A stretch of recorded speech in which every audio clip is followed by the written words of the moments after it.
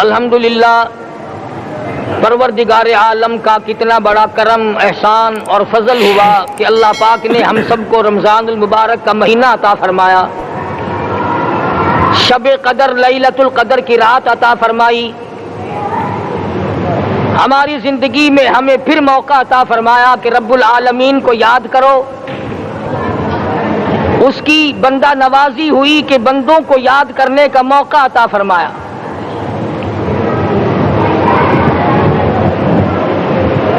گزشتہ سال اسی رات میں نہ معلوم کتنے لوگ، کتنے انسان زمین پہ تھے، کاروبار میں مشغول تھے، دھندے میں لگے ہوئے تھے، سال بھر کے عرصے میں کسی نہ کسی طریقے سے موت آئی اور وہ قبروں میں جا کے سو گئے۔ آج انہیں تلاوت کی توفیق نہیں، آج روزہ رکھنے کی توفیق نہیں، عبادت ان کو توفیق نہیں، زکوٰۃ و خیرات کی ان کو توفیق نہیں، وہ اپنی اپنی قبروں میں اگر نیک ہیں تو آرام سے ہیں اور اگر بد ہیں تو انگاروں پہ لیٹے ہوئے ہیں۔ صحابہ اکرام رضوان اللہ تعالی علیہم اجمعین میں سے دو سگے بھائی تھے، ایک بھائی کا پہلے انتقال ہوا اور دوسرے بھائی کا بعد کو انتقال ہوا۔ تو جو پہلے انتقال کر گیا اس کو لوگ اچھا کہتے تھے کہ وہ بہت اچھا آدمی تھا۔ جب یہ ذکر ہوا مدنی کریم صلی اللہ علیہ وسلم کے سامنے تو آپ نے فرمایا کہ کیا اس کی نمازیں زیادہ نہیں، اس کے روزے زیادہ نہیں، اس نے 1 سال بعد تک زندہ رہ کر سجدے زیادہ نہ کیے، رکوع اور تسبیح تحلیل زیادہ نہیں کی؟ جب اس نے خداوند عالم کو اس قدر یاد کیا ہے تو اس سے پہلا اچھا کیسے ہو سکتا ہے؟ آج مسلمان اپنی زندگی کو برباد کرتا ہے، اس کو صحیح معنوں میں استعمال نہیں کرتا اور اپنے آپ کو اللہ اور اس کے رسول کی غلامی کی زنجیروں میں جکڑنے کے لیے تیار نہیں رہتا۔ خوش قسمت ہیں وہ لوگ جنہوں نے پورے روزے رکھے، تراویحاں ادا کی، قرآن کریم سنا۔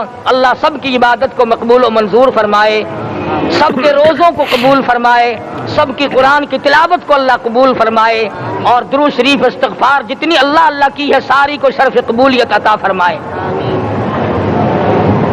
ارشاد فرمایا مدنی کریم صلی اللہ تعالی علیہ وسلم نے، او لوگوں اپنی ایک ایک زندگی کے ایک ایک سانس کو غنیمت جانو۔ کامیاب ہے وہ سانس جس میں اللہ کو یاد کیا گیا، جس میں قرآن مجید کی تلاوت کی گئی، جس میں رب العالمین کو یاد کیا گیا، اور بد نصیب ہے وہ آدمی جس نے ساری زندگی برباد کر دی۔ ارشاد فرمایا مدنی کریم صلی اللہ تعالی علیہ وسلم نے، رمضان المبارک کا چاند نظر آتے ہی لوگوں کی طرف اللہ پاک متوجہ ہو جاتے ہیں، دعائیں قبول کی جاتی ہیں، لوگوں کی عبادت کی طرف توجہ کی جاتی ہے، عرش عظیم اٹھانے والے فرشتوں کو یہ حکم ہو جاتا ہے کہ تم اپنی اپنی عبادات کو چھوڑ کر روزے دار کی عبادت پہ آمین کہو۔ اندازہ لگا عبادت میری تیری اور آمین عرش اٹھانے والے فرشتوں کی۔ ارشاد فرمایا مدنی کریم صلی اللہ تعالی علیہ وسلم نے، بعض آدمی ایسا روزہ رکھتا ہے اس کے روزے کی قبولیت کی دعا آسمان کے فرشتے مانگتے ہیں، بعض آدمی ایسا روزہ رکھتا ہے ادب کا لحاظ کرتا ہے، احترام کا لحاظ کرتا ہے، عظمت کا لحاظ کرتا ہے، رمضان المبارک کی ایک ایک چیز کو پورا کرنے کے لیے ہر وقت کوشاں رہتا ہے، اس کی روزی کے لیے، اس کے روزے کی قبولیت کی بخشش کی دعا کے لیے سمندروں کے جانور دعا مانگتے ہیں۔ کتنی بڑی بات ہے، آج لوگوں کو پرواہ نہیں کہ روزہ کیا چیز ہے، خامخواہ برباد کر دیتے ہیں۔ ارشاد فرمایا مدنی کریم صلی اللہ تعالی علیہ وسلم نے، اگر کسی نے ایک روزہ چھوڑ دیا 100 سال تک رات دن گرمی سردی روزہ رکھتا رہے، ایک روزے کا بدلہ ہرگز نہیں ہو سکتا۔ رمضان کے ایک روزے کا بدلہ نہیں ہو سکتا۔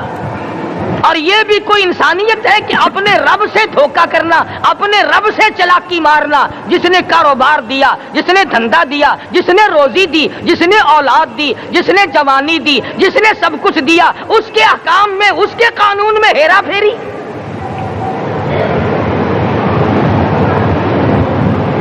صحابہ کرام رضوان اللہ تعالی علیہ مجمعین کی جماعت کے یہاں تو ایسا ہرگز نہ تھا۔ وہ لوگ تو تن من دھن سے اپنے آپ کو قربان کیا کرتے تھے۔ اب آپ خیال فرمائیں کہ رمضان کا 17واں روزہ ہے اور جنگ بدر ہوا ہے۔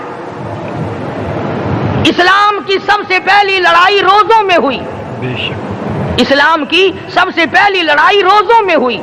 صحابہ کے پاس ریشن نہیں، اسلحہ نہیں، ساز و سامان نہیں، تلوار نہیں، تیر نہیں، گھوڑے نہیں، اونٹ نہیں، کچھ بھی نہیں، مگر پہلا میدان محمد کریم صلی اللہ علیہ وسلم کو جو صحابہ کرام کو بھگتنا پڑا وہ روزے کے ساتھ تھا اور گرمی کا موسم تھا۔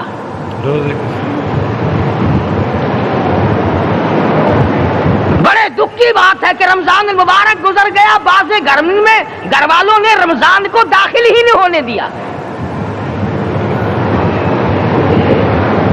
اچھے بھلے کھاتے پیتے آدمی روزہ نہیں رکھتے، مزدوروں کو یہ بہانہ ملا کہ ہم کاروبار کرتے ہیں، روزہ کیسے رکھے؟ ارے اگر موت آ گئی تو تیرا باپ کمائی کرے گا، اور اگر بیمار پڑ جائے پھر کون کمائی کرتا ہے؟ ارکان اسلام میں سے ہے روزہ، احکام اسلام میں سے ہے روزہ، اسلام کی بنیاد میں سے ہے روزہ، نماز بھی اور روزہ بھی۔ جس نے نماز کی پرواہ نہ کی اس نے ایک ستون گرا دیا، جس نے روزے کی پرواہ نہ کی اس نے دوسرا ستون گرا دیا، جس نے زکات کی پرواہ نہ کی اس نے تیسرا ستون گرا دیا، جس نے حج کی پرواہ نہ کی اس نے سارے اسلام کی عمارت کو ڈھا دیا۔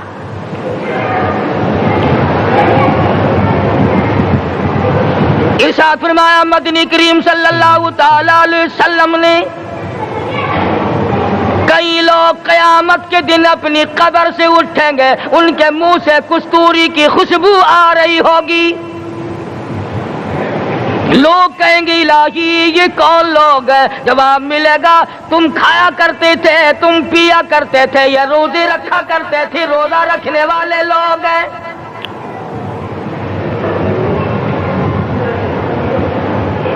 ملتان کے دوستو، اگر تمہاری یہ تمنا ہو کہ ہم قیامت کی پیاس سے بچ جائیں، 50,000 سال کی شدت والی پیاس سے بچ جائیں، قیامت کے دن والی گھبراہٹ سے بچ جائیں، قیامت کے خوفناک عذاب سے بچ جائیں، اگر 50,000 سال کی دھوپ سے بچنا چاہتے ہو، شدت سے بچنا چاہتے ہو، گرمی سے بچنا چاہتے ہو، پیاس سے بچنا چاہتے ہو، مسلم شریف کی روایت میں ہے ایک آدمی کی زبان اتنی باہر لٹک جائے گی اس پہ 18 آدمی کھڑے ہو سکے۔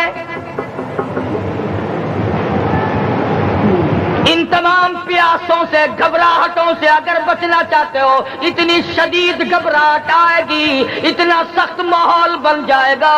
قرآن کریم کہتا ہے یا ایھا الناس اتقوا ربکم، ڈرو اپنے پروردگار سے جس نے تمہیں آنکھیں دی۔ اتقوا ربکم، ڈرو اس پروردگار سے جس نے زبان دی۔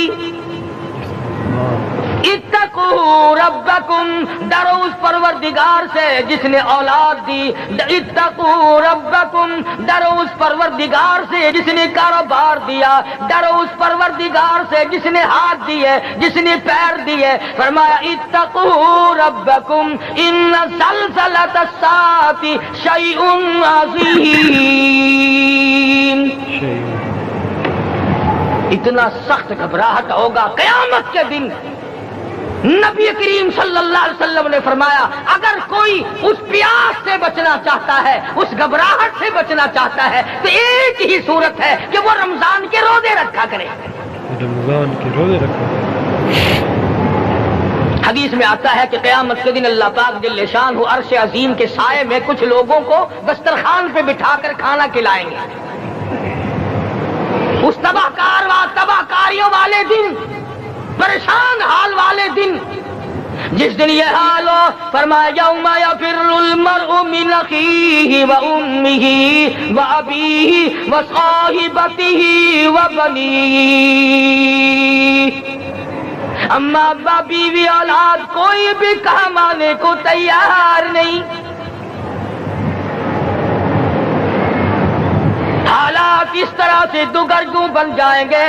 فرمایا کلا اذا بلغت التراقی وقیل من راق وظن انه الفراق والتفت الساق بالساق الى ربك يومئذ المساق.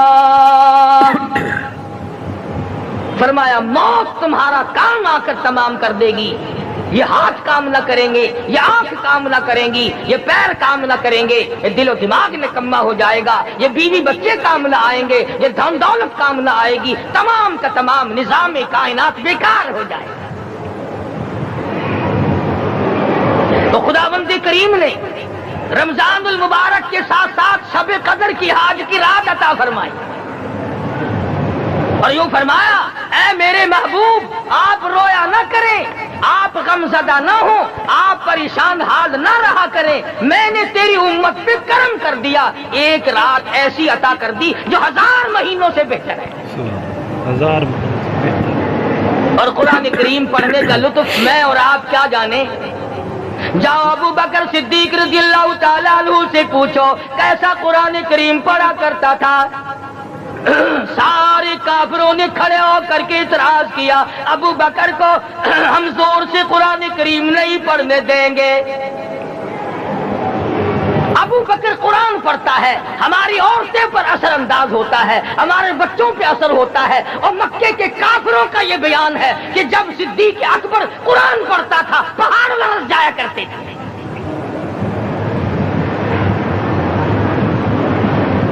صدیق سے قرآن پڑھنا سیکھو. صدیق سے قرآن. فاروق اعظم نے اسی قرآن کریم کے ذریعے سب کچھ حاصل کیا. ساری رات فاروق اعظم قرآن کریم کی تلاوت کیا کرتے تھے، ایک ایک رکعت میں پورا ختم قرآن کرتے تھے. سبحان. آج تو یہ باتیں کہانی نظر آتی ہیں. صدیق اکبر سے قرآن پڑھنا سیکھو، فاروق اعظم سے قرآن کریم پڑھنا سیکھو. سیدنا عثمان ذی النورین رضی اللہ تعالیٰ ایک رات میں اور ایک رکعت میں پورا قرآن ختم کیا کرتے تھے. نبی کا دوہرا داماد عثمان ذی النورین، جس کو دیکھ کر حضور اکرم صلی اللہ علیہ وسلم فرمایا کرتے تھے او لوگوں میں عثمان سے حیا نہ کروں جس سے آسمان کے فرشتے بھی حیا کرتے ہیں، جس کا آسمان والے فرشتے بھی ادب کرتے ہیں، میں اس کا ادب نہ کروں. سیدنا علی مرتضی رضی اللہ تعالی عنہ ایسا قرآن کریم پڑھا کرتے تھے، سارا زمانہ شاہد ہے، سارا زمانہ گواہ ہے کہ جب وضو کرتے رنگ پیلا پڑ جاتا، مسجد میں قدم رکھتے بے ہوش ہو جاتے. کسی نے پوچھا امیر المومنین کیا بات ہے؟ فرمانے لگے اللہ کے دربار میں کھڑا ہونے لگا ہوں، ڈرتا ہوں کوئی بے ادبی نہ ہو جائے. ڈرتا ہوں کوئی بے ادبی نہ ہو جائے. قرآن کریم ان سے پڑھنا سیکھو. حسین نے تلواروں کی چھاؤں میں قرآن پڑھا، نیزے کی نوک پہ قرآن پڑھا. سعید بن مسیب نے تلواروں کی چھاؤں میں قرآن پڑھا. حضرت امام احمد بن حنبل نے کوڑوں کی گونج میں قرآن پڑھا. ابو حنیفہ رحمت اللہ علیہ نے جیل سے جنازہ نکلنے سے پہلے قرآن پڑھا. علامہ ابن تیمیہ نے جیل کے مینارے میں قرآن پڑھا اور کوڑے کھائے.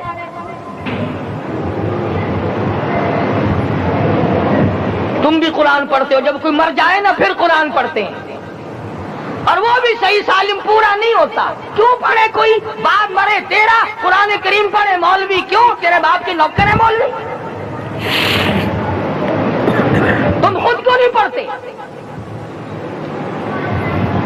تمہارا خود کا تو یہ حال ہے کہ جن کپڑوں میں باپ نے دم توڑا، جن کپڑوں میں ماں نے دم توڑا، جن کپڑوں میں گھر والی نے دم توڑا، جن کپڑوں میں بھائی نے دم توڑا، وہ سارے کپڑے الگ رکھتے ہو. ارے ظالمو، تمہیں اپنے ماں باپ کے کپڑوں سے نفرت ہے.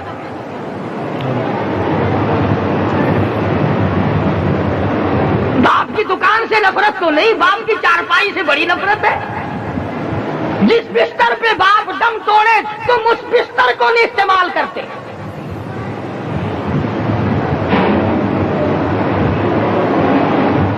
रस्मों में डूबे पड़े हैं लोग, रस्में बना रखी हैं, यूं करना चाहिए और इस तरह से करना चाहिए। लहद के पानी से बचो, मुर्दे के कपड़े से बचो, मुर्दे की चारपाई से दूर रहो, फला चीज से दूर रहो। तुमने कभी ये भी सोचा कि अगर तुम्हारे बस की बात हो तुम मौत से भी दूर रह के दिखाओ ना।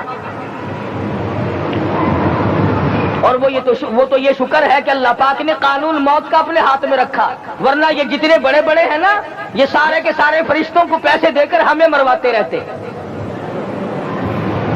यकीन जानो सरमायादार और ये बड़े बड़े अफसर सब बचे रहते, हमारा तख्ता निकलवा देते। शुक्र है इजराइल रिश्वत नहीं लेता। अगर वहां नोटों के थब्बे चलते तो यकीन जानो चुपके से कान में कह दिया करते, इजराइल के बराबर वाले का काम कर दे, मेरा नहीं बराबर वाले का रगड़ा निकाल दे। अल्लाह ने निजाम अपने हाथ में रखा, फिर भी लोग नहीं डरते। फरमाया तबारकल्लज़ी बियदिहिल मुल्क, तमाम बरकतें उस ज़ात के हाथ में है जिसका मुल्क में राज है। वहुवा अला कुल्ली शैइन क़दीर, हर चीज पे वो कादिर है। समंदर का कतरा कतरा उसके कब्जे कुदरत में, दरख्तों का एक एक पत्ता उसके कब्जे कुदरत में, जमीन का एक एक जर्रा रब्बुल आलमीन के कब्जे कुदरत में है। पहाड़ों और पत्थरों की एक एक कंकरी अल्लाह के अपने कब्जे में है। मौत और जिंदगी का निजाम भी उसने अपने कब्जे में रखा है। अल्लाह के कब्जे कुदरत में सब कुछ। कुरान करीम इनसे पढ़ना सीखो अगर किसी ने पढ़ना है। मुजद्दिद अल्फिसानी सरहंदी रहमतुल्लाह अलैह जब कुरान करीम पढ़ा करते थे, थोड़ा सा पढ़ते फिर बेहोश हो जाते।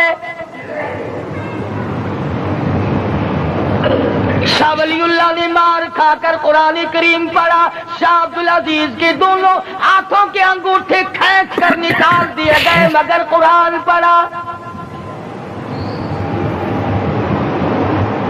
मौलाना शाह इस्माइल शहीद रहमतुल्लाह अलैह को बालाकोट में टुकड़े कर दिए गए, मगर अल्लाह वाले ने कुरान की तिलावत न छोड़ी।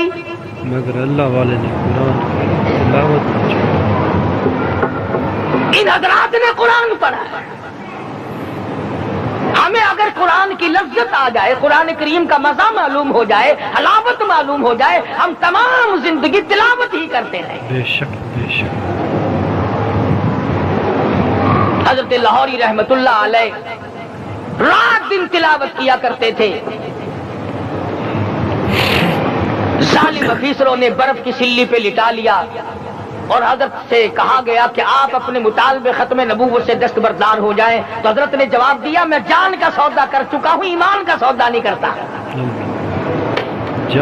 सैयद अताउल्लाह शाह साहब बुखारी सब कह दो रहमतुल्लाह अलैह जेल में है। 20 शेर गंदुम रोजाना पीसने के लिए मिलती है, पिसा हुआ आटा इंतजामिया के हवाले कर देते हैं। हैरान है इंतजामिया, किस वक्त चक्की चलाता है बुखारी, किस वक्त पीसता है, ये तो कुरान पढ़ता रहता है। सुपरडेंट जेल ने छापा मार कर देखा, पिछली रात को कुरान करीम बैठा हुआ बुखारी पढ़ रहा है, सूरत यूसुफ की तिलावत हो रही है, चक्की खुद ब खुद चल रही है, चक्की खुद ब खुद चल रही है। दाने खुद ब खुद उठकर चक्की में पड़ रहे हैं।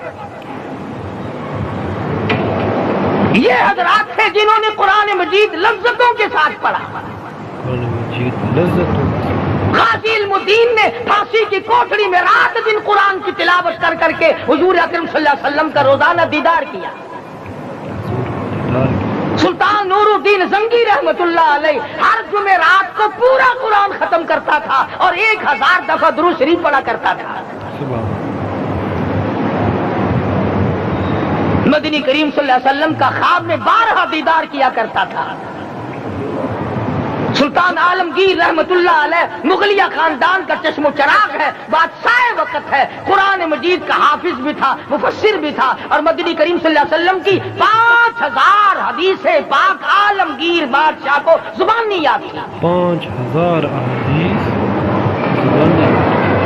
اور اتنا اچھا مسلمان آدمی تھا کہ ساری زندگی میں تہجد کی نماز قضا نہیں کی، ساری زندگی میں بادشاہ تہجد پڑھا کرتے تھے، آج تم دو دو ٹکے کے آدمی تہجد نہیں پڑھتے۔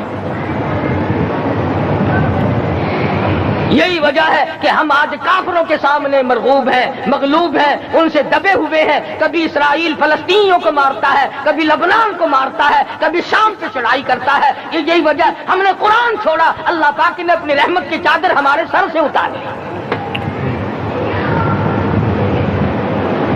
قرآن کریم کی لذت ان لوگوں کو ملی جنہوں نے ہر موڑ پہ تلاوت کی۔ صحابہ کرام رضوان اللہ تعالی علیہ مجمعین میں سے ایک رات ایسی آئی، حضور صلی اللہ علیہ وسلم نے فرمایا کہ آج ہماری پہرے داری کون کرے گا؟ دو انصاری جوان اٹھے اور وہ کہنے لگے کہ ہم کریں گے۔ چنانچہ حضور صلی اللہ علیہ وسلم نے ان کو پہرے دار بنا دیا۔ کمال کی زندگی صحابہ کرام کی، کوئی کسی کی کوٹھی کی چوکی داری کرے گا، کوئی کسی کے بنگلے کی چوکی داری کرے گا، کوئی غلہ منڈی کی چوکی داری کرے گا، کوئی سبزی منڈی میں چوکی داری کرے گا، کوئی کپڑا مارکیٹ میں چوکی داری کرے گا، کوئی لوہا مارکیٹ میں چوکی داری کرے گا۔ یہ انصاری جوان کتنے خوش نصیب ہیں جو کالے کملے والے کے لشکر کی چوکی داری کر رہے ہیں۔ سبحان اللہ، حضور صلی اللہ علیہ وسلم کے لشکر کی چوکیداری۔ دونوں نوجوانوں نے آپس میں مشورہ کیا کہ بھئی جاگنا تو ویسے بھی ذمہ لگ گیا، تو سو جا میں جاگتا ہوں۔ چنانچہ جاگنے والے نے سوچا کہ خالی جاگ کر کیا کروں گا، قرآن کریم کی تلاوت کروں، قرآن کریم کی تلاوت اور نماز کی نیت باندھ کر تلاوت کروں تاکہ پروردگار عالم راضی ہو جائے۔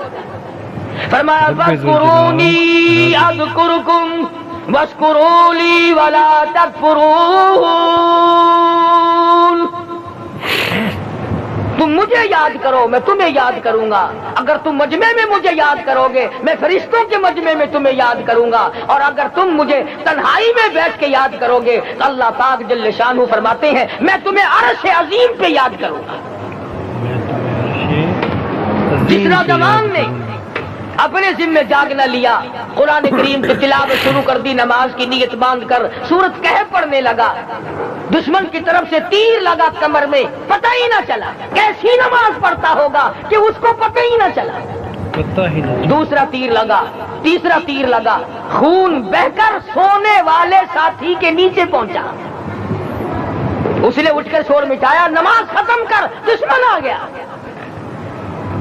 چنانچہ جب نماز ختم کی تو کمر پہ ہاتھ لگا کر کہنے لگا کہ میری کمر میں تو تیر چبھے ہوئے ہیں۔ انہوں نے کہا تجھے پتا نہیں؟ کہنے لگا نہیں مجھے کوئی پتا نہیں۔ اب وہ صحابی کھینچ کر نکالنے لگا، وہ جس کو لگے ہوئے تھے وہ کہنے لگا کہ اب تو دکھ ہوتا ہے، میں دوبارہ نیت باندھتا ہوں، قرآن پڑھنے لگوں گا، پھر نکالنا مجھے پتہ نہ چلے گا۔ اور مسلمانوں خدا کی قسم نبی کے دیوانوں نے، نبی کے پروانوں نے ایسا قرآن پڑھا تیر چبھتے گئے پتہ ہی نہ چلا۔ تیر چبھتے گئے پتہ ہی نہیں چلا۔ میرے نبی تیرے نبی ساری کائنات کے نبی، عرشیوں کے نبی فرشیوں کے نبی مدنی کریم صلی اللہ علیہ وسلم نے ایک ایک وقت میں 15 دن درختوں کے پتے چبا کر خدا کا قرآن پڑھا۔ آج ہم لوگ مکھن کھا کر قرآن نہیں پڑھتے۔ خدا کا قرآن پڑھا، آج ہم مدنی کریم صلی اللہ علیہ وسلم نے ایک ایک وقت میں 2 پتھر اپنے پیٹ پہ باندھ کر خدا کا قرآن پڑھا۔ آج ہم لوگ ہزاروں نعمتیں کھا کر قرآن کریم نہیں پڑھتے۔ ہزاروں نعمتیں کھا کر بھی سیدہ عائشہ صدیقہ رضی اللہ تعالی عنہا فرماتی ہیں کہ جب رمضان کا چاند نظر آتا تو حضور صلی اللہ علیہ وسلم کا رنگ پیلا پڑ جاتا، دعا میں عاجزی بڑھ جاتی، رکعت لمبی ہو جاتی، سجدے لمبے ہو جاتے، اللہ سے مانگنا بڑھ جاتا۔ اللہ سے مانگنا فرماتی ہے کہ ایک دن حضور صلی اللہ علیہ وسلم نے ساری رات رو رو کے گزاری، تو صبح کو میں نے عرض کیا کہ یا رسول اللہ آپ اتنے پریشان جو ہوتے ہیں کیا آپ کو اپنی بخشش کا یقین نہیں؟ تو آپ نے فرمایا میری عائشہ جب مجھے یقین ہے تو کیا میں خدا کا شکر گزار بندہ نہ بنوں؟ اس نے جو مجھے اتنا بڑا مرتبہ عطا کیا ہے میں اس کا شکر گزار بندہ نہ بنوں؟ نبی ساری ساری رات روئے، امتی ساری عمر میں ایک دن نہ رویا۔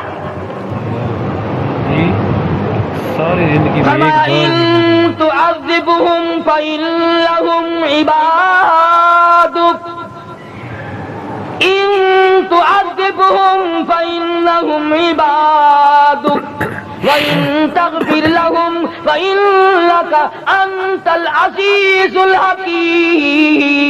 انت العزیز الحکیم۔